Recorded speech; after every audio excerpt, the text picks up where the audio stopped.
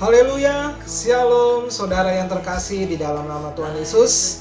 Hari ini saya akan sharing firman Tuhan yang terdapat di dalam Lukas pasal 24, di mana pada Lukas pasal 24 ini diceritakan tentang kunjungan para wanita dan kegoncangan iman murid-murid Kristus pada waktu Tuhan Yesus dikuburkan dan Tuhan Yesus selesai melakukan tugasnya di Bukit Golgota.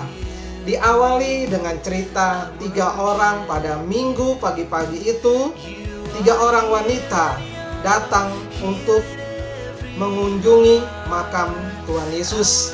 Mereka adalah Maria dari Magdalena, Yohana, dan Maria ibu Yakobus. Ketika mereka sampai di kuburan Tuhan Yesus, mereka kaget saudara. Mereka kaget sekali melihat batu itu, batu kuburan Tuhan Yesus sudah terguling. Pada waktu mereka melihat ke dalam, mereka tidak menemukan jenazah Tuhan Yesus. Tapi yang mereka temukan, puji Tuhan, 2 malaikat Tuhan ada di tempat itu. Dengan pakaian berkilau-kilauan, bercahaya terang. 3 orang wanita ini kaget luar biasa, dan malaikat itu berkata kepada mereka, "Apa yang kamu cari? Dia sudah bangkit dari antara orang mati, seperti yang dikatakannya di Galilea, bahwa Anak Manusia akan diserahkan, disalibkan, dan bangkit pada hari yang ketiga." Wow! Mereka sedikit terkejut, terharu, mungkin juga sedikit ada rasa takut. Dan ketiga orang ini saudara, mereka berlari, bergegas menuju para murid-murid Tuhan Yesus. Dan mereka menceritakan semua yang mereka alami tadi di hadapan para rasul dan para murid-muridnya. Yang menjadi satu surprise adalah para murid-muridnya nggak percaya saudara. Tetapi Rasul Petrus berlari menuju kuburan Tuhan Yesus, dan Rasul Petrus melihat batu yang terguling. Dan pada waktu itu Petrus juga tidak melihat apa-apa, sehingga dia bergumam di dalam hatinya apa yang sudah terjadi. Dan setelah itu Yesus menampakkan diri dalam perjalanan ke Emmaus, di mana ada beberapa orang muridnya. Di situ ada yang bernama Kleopas, dan mereka bertemu dengan seseorang, dan seseorang ini menyapa mereka, dan orang ini berkata kepada murid ini, "Apa yang sedang kamu bicarakan?" Dan murid ini berkata kepada orang ini, "Tidak tahukah Bapak apa yang terjadi akhir-akhir ini? Yesus Kristus dari Nazaret telah disalibkan oleh pemimpin-pemimpin bangsa kami dan pemuka-pemuka bangsa kami."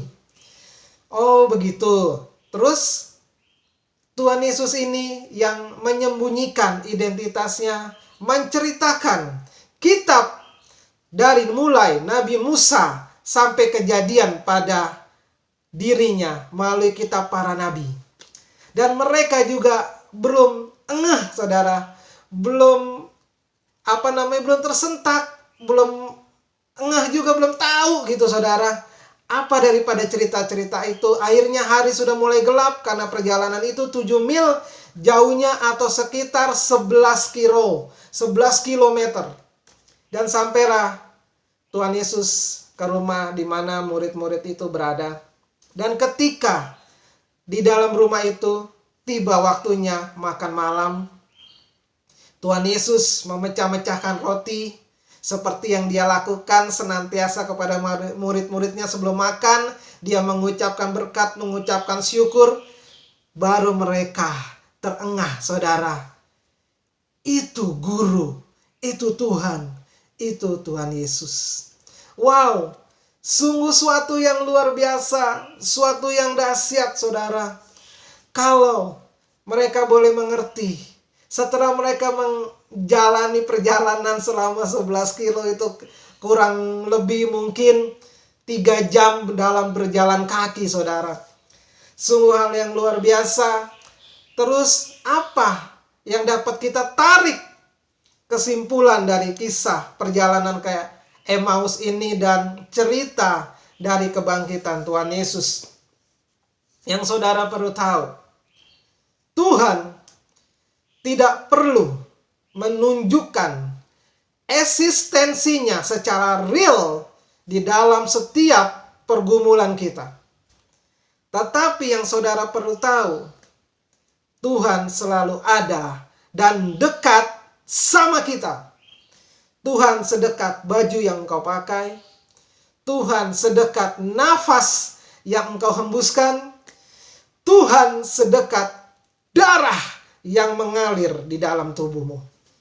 Saudara perlu tahu dan mengetahui hal ini seperti yang Tuhan Yesus lakukan pada Kleopas dalam perjalanan 7 mil jauhnya atau 11 km jauhnya, dan pada waktu Yesus sampai ke rumah mereka memecah-mecahkan roti dan Yesus menyatakan eksistensinya, inilah aku. Saudara, di sini kita bisa tarik kesimpulan, Tuhan selalu dekat sama murid-muridnya dan setiap orang yang mau bergaul karib dengan Dia seumur hidupnya.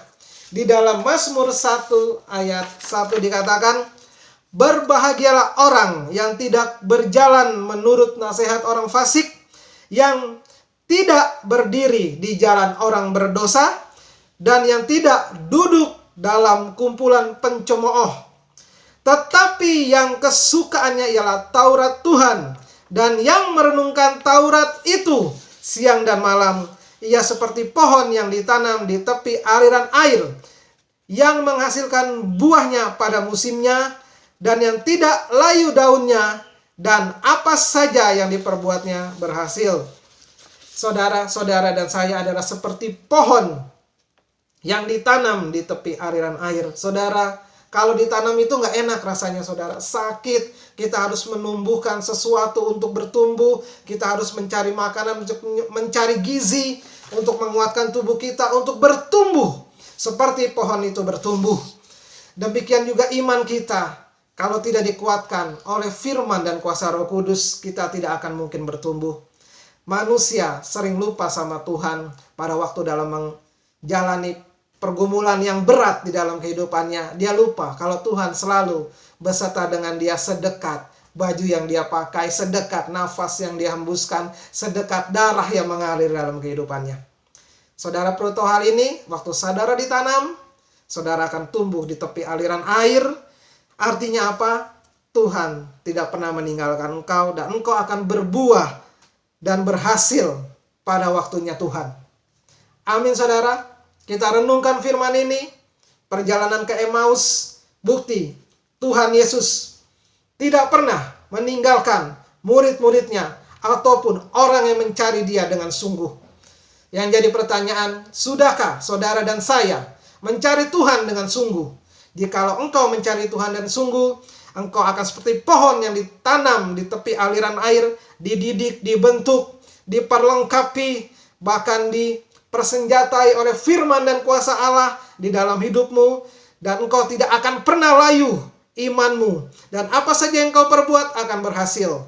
Terpujilah nama Tuhan. Biar firman yang hari ini yang saya sampaikan dapat menguatkan kehidupan saudara hari ini dan lepas hari. Tuhan Yesus Kristus memberkati kita semua, menguatkan kita semua, memberkati seluruh segi kehidupan kita. Haleluya, glory, haleluya, salam Elohim, glory.